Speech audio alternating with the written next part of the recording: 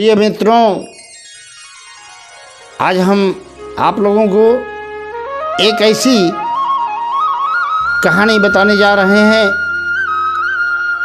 जो बहुत ही प्रेरणादायक है और हर व्यक्ति के जीवन में यह विचारणीय है कि हम अपने जीवन में कुछ लोगों को देते हैं अथवा इकट्ठा करते हैं। इस कहानी में प्रवेश से पहले आप लोगों से निवेदन है कि वीडियो को अंत तक जरूर देखें, तभी आपको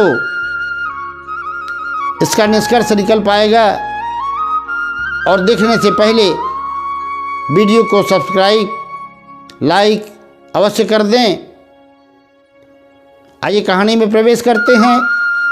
एक महात्मा थे, अपने दो शिष्यों को बुलाया और दोनों को बुला करके कहा कि तुम्हें 100 कोस की यात्रा करनी है। और अपने एक शिष्य को उन्होंने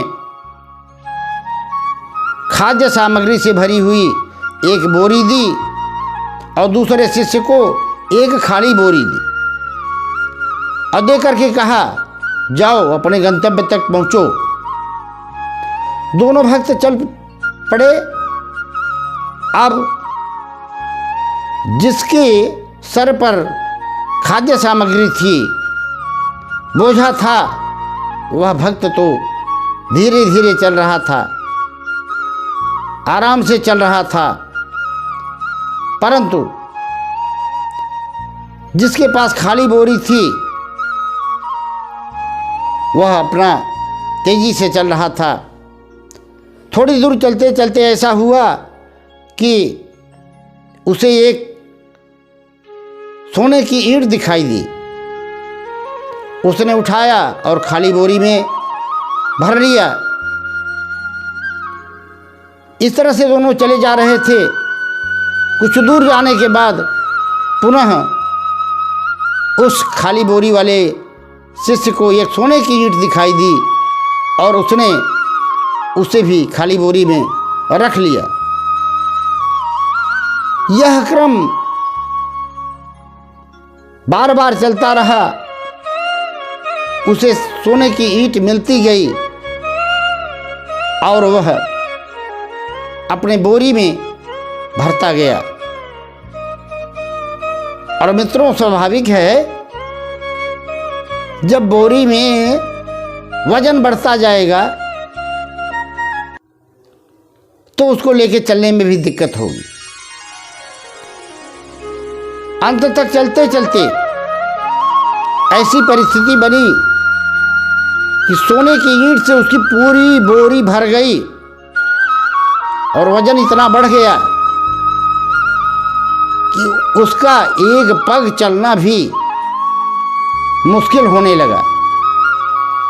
और दूसरा भक्त रास्ते में जो भी मिलता खाद्य सामग्री सबको देता जाता। धीरे धीरे उसकी बोरी हल्की हो रही थी। मंजिल अभी दूर थी। जो व्यक्ति सोने की ईंट की बोरी लेकर के जा रहा था, अब उसके चलने में काफी कठिनाई महसूस होने लगी। उसका एक कदम चलना भी मुश्किल लगने लगा। धीरे धीरे सांस फूलने लगी। पसीने से तरबतर हो गया। चलना मुश्किल हो रहा था।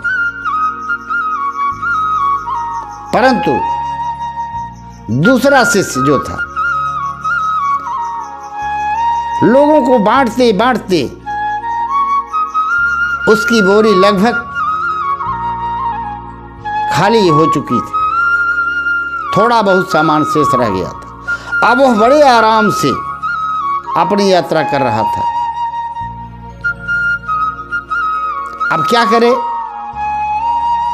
साथ में जो दूसरा मित्र है वह बोझ से दबा हुआ, पसीने से तरबतर है, पर यात्रा तो करनी ही है। दोनों जाते हैं और मित्रों अपने गंतव्य तक पहुंचते पहुंचते जो सोने की ईंट लिया था वह व्यक्ति मंजिल तक पहुंचना उसका मुश्किल हो गया, नहीं पहुंच पाया। दूसरा व्यक्ति वहां तक पहुंचा और वापस आए। हम आप भी अपने जीवन में ये सोचें कि हम लोगों को बांटते हैं और लोगों को कुछ देते हैं अथवा संग्रह करते हैं। संग्रह करने वाला व्यक्ति निश्चित रूप से परेशान होता है और जीवन में एक दूसरों की सहायता करना, मदद करना, ये कार्य जो करता है उसकी जीवन यात्रा सहज एवं सरल हो जाती है।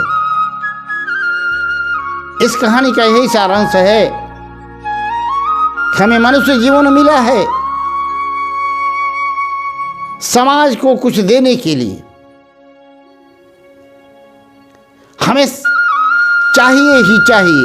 अगर ऐसी भावना रहेगी और संग्रह करते रहेंगे तो जो कुछ भी संग्रह करेंगे एक दिन छूट जाएगा और हम अपने परम लक्ष्य तक नहीं पहुंच पाएंगे। परंतु यदि जीवन में हमारे शरीर से, मन से, सामर्थ्य से, ऐश्वर्य से अथवा ज्ञान से जितना लोगों की मदद करते जाएंगे हमारा जीवन उतना सहज सरल होता जाएगा। हम अपनी मंजिल तक पहुंच जाएंगे और हमारा ये पारलौकिक जीवन तो सुधरेगा ही, लौकिक जीवन में भी आनंद की वर्षा होगी, खुशहाल रहेंगे। राधे राधे, जय श्री कृष्ण।